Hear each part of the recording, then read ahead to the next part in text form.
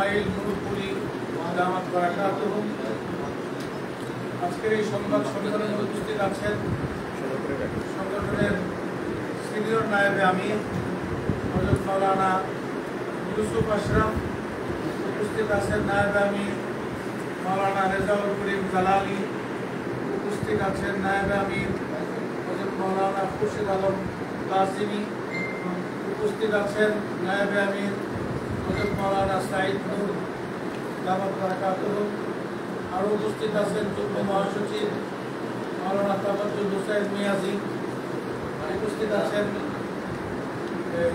সংগঠনের যুগ্ম মহাসচিব মাওলানা জালাল উদ্দিন আহমদ, আমি মাওলানা আতাউল্লাহ আমিন মহাসচিব, উপস্থিত আছেন যুগ্ম মহাসচিব মাওলানা আব্দুল আজিজ, উপস্থিত আছেন যুগ্ম মহাসচিব মাওলানা শরাফত হোসেন, আরও উপস্থিত আছেন সাংগঠনিক সম্পাদক মাওলানা আজিজুর রহমান হেলাল, উপস্থিত আছেন সাংগঠনিক সম্পাদক এনামুল হক মুসা, উপস্থিত আছেন সাংগঠনিক সম্পাদক মাওলানা ফয়সাল, উপস্থিত আছেন সাংগঠনিক সম্পাদক মাওলানা আবুল হাসানা, সাংগঠনিক সম্পাদক মাওলানা আবু সাইদ নোমান, উপস্থিত আছেন বাইতুল মাল সম্পাদক মাওলানা নেয়ামতুল্লাহ, সহকারী বাইতুল মাল সম্পাদক মাওলানা ফজলুর রহমান, উপস্থিত আছেন সমাজ কল্যাণ সম্পাদক মাওলানা সামিউর রহমান মুসা, আরো উপস্থিত আছেন যুগ্ম মহাসচিব মাওলানা মাহমুদুল হক সাহেব,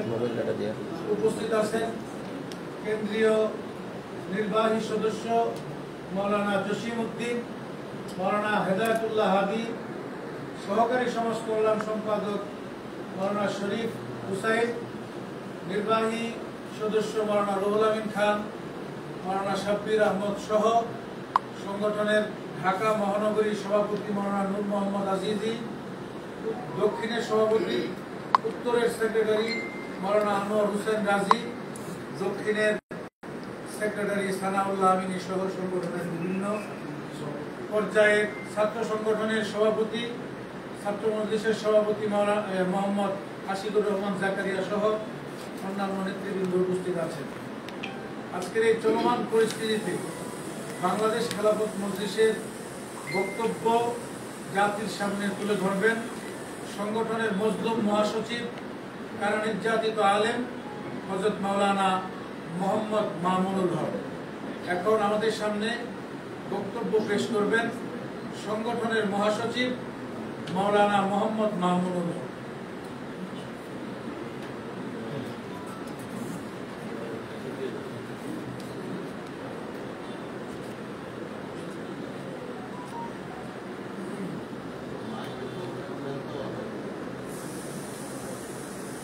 আসসালামু আলাইকুম ওয়া রাহমাতুল্লাহ। দেশের চলমান পরিস্থিতিতে বাংলাদেশ খেলাফত মজলিসের সংবাদ সম্মেলনে লিখিত বক্তব্য। প্রিয় সাংবাদিক ভাইয়েরা, শুরুতেই আমাদের ডাকে সাড়া দিয়ে উপস্থিত হওয়ার জন্য আপনাদেরকে আন্তরিক মোবারকবাদ জানাচ্ছি। আপনারা জানেন, দেশের শিক্ষার্থীরা কোটা সংস্কারের যৌক্তিক দাবি নিয়ে রাজপথ আন্দোলন চালিয়ে যাচ্ছিল। তাদের দাবিতে কর্ণপাত না করে উত্তর সরকারের সর্বোচ্চ পর্যায় থেকে উস্কানি ও কটাক্ষমূলক বক্তব্য দেওয়া হয়। এমনকি সরকারের গুরুত্বপূর্ণ ব্যক্তিরা আন্দোলনকে দমন করতে ছাত্রলীগ, যুবলীগকে সাধারণ ছাত্র জনতার বিরুদ্ধে উস্কে দেয়। ছাত্রলীগ ও পুলিশ বাহিনী শিক্ষার্থীদের শান্তিপূর্ণ আন্দোলনকে অশান্ত করায় রাজপথ আজ উত্তাল হয়ে উঠেছে। ইতিমধ্যে ছাত্রলীগ ও পুলিশের বিরুদ্ধে শত শত শিক্ষার্থী ও সাধারণ জনতা নিহত হয়েছে। তাদের এই নির্বিচার পরিবর্ষণ ও নারকীয় তাণ্ডবে বহু শিশু প্রাণ হারিয়েছে, হাজার হাজার ছাত্র জনতা আহত হয়েছে, অনেকে চিরদিনের জন্য চোখ হারিয়েছে, কেউ হারিয়েছে পা, কেউ হারিয়েছে হাত। আহতদের যথাযথ চিকিৎসার ক্ষেত্রে নানাবিধ প্রতিবন্ধকতা সৃষ্টি করা হচ্ছে।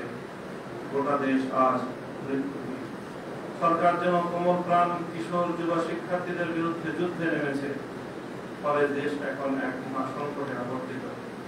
প্রিয় সাংবাদিক ভাইয়েরা, একটি স্বাধীন দেশের নাগরিক হিসাবে যেই তাদের যৌক্তিক দাবি জানাতে পারে, কিন্তু একটি বিনা ভোট, রাতের ভোট আর ছলচাতুরির ভোটে ক্ষমতা দখলকারী সরকার ও তার প্রধান এতটাই দাম্ভিক এবং উদ্ধত যে তারা তাদের মতের বিপরীত কোনো কথাই সহ্য করতে পারে না। জনগণের প্রশ্ন, শিক্ষার্থীরা এমন কোন অযৌক্তিক আহামরি দাবি দেওয়া নিয়ে রাজপথে নামেনি যা পূরণ করতে এতগুলো তাদের প্রাণ ফেলে নিতে হবে। অসংখ্য মানুষকে সারা জীবনের জন্য পঙ্গুত্বের দিকে ফেলে দিতে হবে। শিক্ষার্থীদের ন্যায়সঙ্গত ও শান্তিপূর্ণ আন্দোলনকে সংঘাতময় পর্যায়ে আনার জন্য সরকারই দায়ী। সরকার দলীয় ছাত্র সংগঠনের সশস্ত্র নেতা কর্মীদেরকে আন্দোলনকারীদের পেছনে বেরিয়ে দিয়ে সম্পূর্ণ অন্যায়ভাবে শক্তি প্রয়োগ করে এমনকি নির্বিচারে গুলি চালিয়ে তাদেরকে দমন করতে চাওয়ার কারণেই গোটা দেশ আজ অগ্নিগর্ভ হয়ে ওঠেছে। সরকারের দাম্ভিকতা ও একগুঁয়েমির ফলে আন্দোলন সারা দেশে ছড়িয়ে পড়েছে এবং প্রতিনিয়ত হতাহতের সংখ্যা বেড়েই চলেছে। দেশে এখন এক অস্বস্তিকর পরিস্থিতি বিরাজ করছে। এই সকল অপকর্মের দায় সরকার কোনোভাবেই এড়াতে পারে না।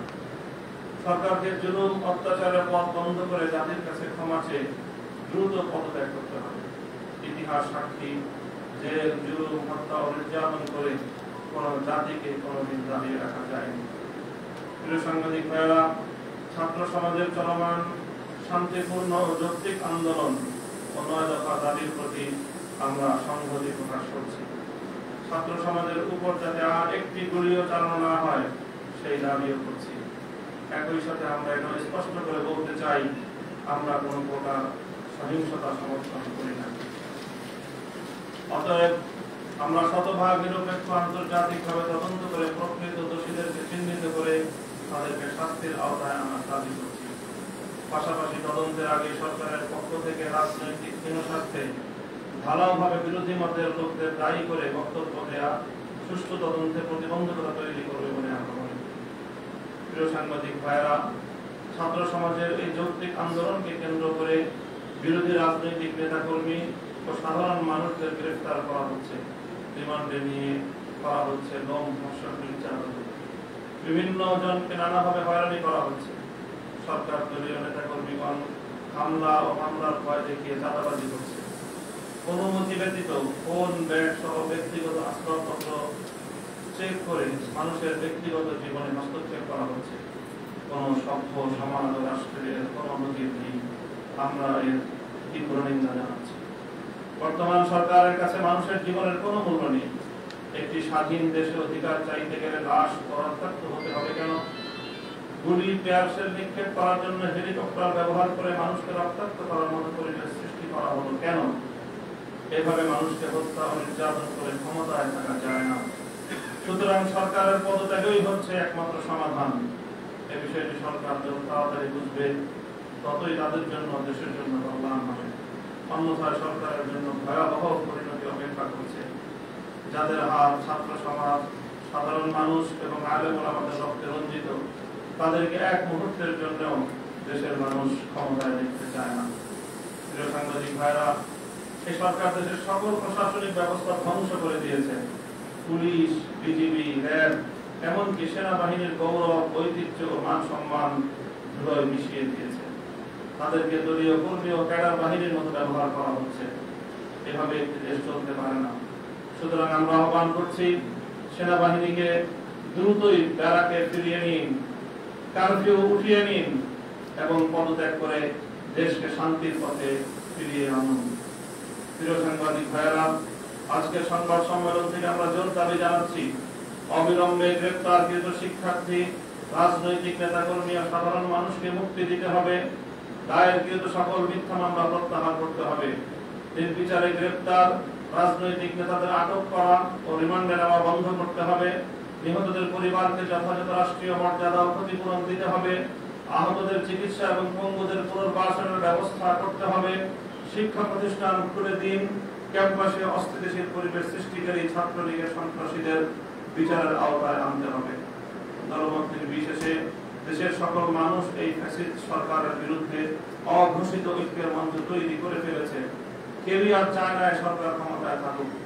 অতএব সকল রাজনৈতিক দলের প্রতি আমাদের আহ্বান থাকলো, আসুন সকল ভেদাভেদ ভুলে দেশ ও জাতিকে বাঁচাতে জাতীয় ঐক্য গড়ে তুলি। পারস্পরিক ভেদাভেদ দূরে ঠেলে স্বৈরাচারের বিরুদ্ধে রাজপথে সীসার প্রাচীর গড়ে তুলি। পরিশেষে চলমান আন্দোলনে যারা শহীদ হয়েছেন তাদের রূহের মাগফিরাত কামনা করছি। যারা আহত হয়েছেন তাদের দ্রুত আরোগ্য কামনা করছি। দেশবাসীর প্রতি হতাহতদের পাশে দাঁড়ানোর আহ্বান জানাচ্ছি এবং ক্ষতিগ্রস্তদের পরিবারের প্রতি গভীর সমবেদনা জানাচ্ছি। আবারও আপনাদের সকলকে ধন্যবাদ জানিয়ে আজকের বক্তব্য শেষ করছি। আসসালাম। মোহাম্মদ মামুনুল হক, মহাসচিব, বাংলাদেশ খেলাফত মজলিস। আপনারা তো সংবাদ সম্মেলন আছে, কিছুটা দেরি হয়তো বা হয়েছে, আমরা তো মনে করি বর্তমান পরিস্থিতিতে। তারপর আপনারা বলছেন আপনাদের কোনো কর্মসূচি আছে, শুধু সংবাদ সম্মেলন কর্মসূচি, মাঠে নামা, আপনারা সবাই অন্যান্য দলগুলো আহ্বান দিয়ে দিয়েছেন, তাদের সাথে কোনো কথা হয়েছে কিনা মাঠে নামা? আমরা পরিস্থিতিটা আসলে পর্যবেক্ষণ করছি এবং সম্ভাবনা আমাদের অন্যান্য ইসলামিক ঘরানা, বিশেষ করে যে রাজনৈতিক দলসমূহ রয়েছে তাদের সঙ্গে আমরা আলোচনা করছি এবং আমরা আশা করছি যে খুব দ্রুতই আমরা ঐক্যমতের কোনো কর্মসূচি নিয়ে মাঠে আসতে পারবো। বর্তমানে সব ধরনের সুশীল সমাজ যারা আছে, আজকে চিকিৎসকরা নেমেছেন, সাংবাদিক সমাজ আজকে নামার কথা রয়েছে, এর আগেও আমরা দেখেছি সংস্কৃতি কর্মী সবাই নেমেছে। শুধু ইসলামিক ধর্মের যে রাজনৈতিক দলগুলো আছে তারা এখনো পর্যন্ত বলার মতো করে মাঠে নামে। আপনারা ইসলাম আন্দোলন প্রোগ্রাম করছে গতকালের আগের দিন, জমিয়তুল ইসলাম সবাই করেছে, কিন্তু মাঠে নামে তো অনেকটা দেরি হয়ে যাচ্ছে না? বর্তমান বলছে আপনারা নামলে হয়তো বা ছাত্রদের প্রত্যেকটা কম হতে পারতো, তারা হয়তো একটু ফ্যাসিলিটিস পেত। আমরা লক্ষ্য করছি যে বর্তমান আন্দোলনে রাজনৈতিক দলগুলোর ব্যানারে সেভাবে মাঠে কেউই নামছে না, সবাই যার যার পেশাগত পরিচয়। তো আমরা ইতিমধ্যে লক্ষ্য করেছি ইসলামিক অঙ্গন থেকে পেশাগত পরিচয়ে আলেম ওলামা, ছাত্র জনতা অনেকেই কিন্তু এই আন্দোলনের সাথে সংহতি প্রকাশ করেছে। আমরা মনে করি যে অন্যান্য ধর্মের ইসলামিক অঙ্গনেরও এখানে ভূমিকাটা সমানভাবে আছে। জামাত শিবির নিষিদ্ধ করা হয়েছে, এই ব্যাপারে আপনাদের কোনো বক্তব্য আছে কিনা? আমরা মনে করছি যে আসলে পরিস্থিতির যে ভয়াবহতা, সেখান থেকে জাতির দৃষ্টিকে ভিন্ন দিকে ফিরিয়ে দেওয়ার জন্য এটি সরকারের একটি রাজনৈতিক কৌশল।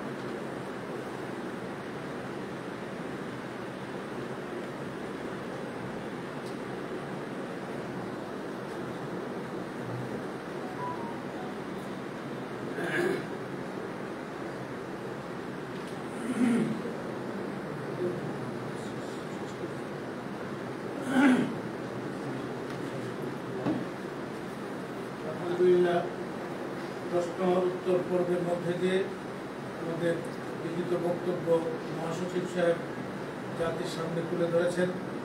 এ পর্যায়ে আজকের এই সংবাদ সম্মেলনের মোহতারাম সভাপতি আমির মজলিস হযরত মাওলানা ইসমাইল নূরপুরি দামাত বারাকাতুহু দোয়া এবং মোনাজাতের মাধ্যমে এই সংবাদ সম্মেলন সমাপ্ত ঘোষণা করেন।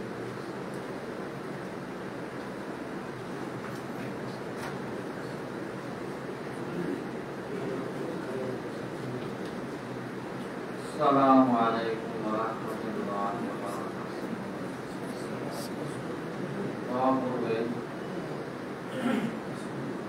প্রত্যেক আন্দোলন নিয়ে যে সমস্ত ছাত্র জনতা শাহাদাত গ্রহণ করেছে তাদের জন্য যাতে দোয়া করব। যারা আহত হয়েছে, অঙ্গত্ব বহন করেছে, সরকার যেন দ্রুত তাদের কিছু চিকিৎসার ব্যবস্থা করার দাবি জানাচ্ছে। আর এই প্রমাণ হয়ে গেল, আবহাওয়া প্রমাণ হয়ে গেল, এই সরকার জালেম স্বৈরাচারী সরকার। আমরা এই জালেম সরকারের হাত থেকে পরিত্রাণ চাই। আল্লাহর কাছে দোয়া করব ইনশাআল্লাহ। ইস্তিগফার দুরূদ পড়ে আস্তাগফিরুল্লাহ আল্লাযী লা ইলাহা ইল্লা لا حول ولا قوة إلا بالله. اللهم صل على محمد وعلى آل محمد كما صليت على إبراهيم وعلى آل إبراهيم إنك حميد مجيد. اللهم بارك على محمد وعلى آل محمد كما باركت على إبراهيم وعلى آل إبراهيم إنك حميد مجيد.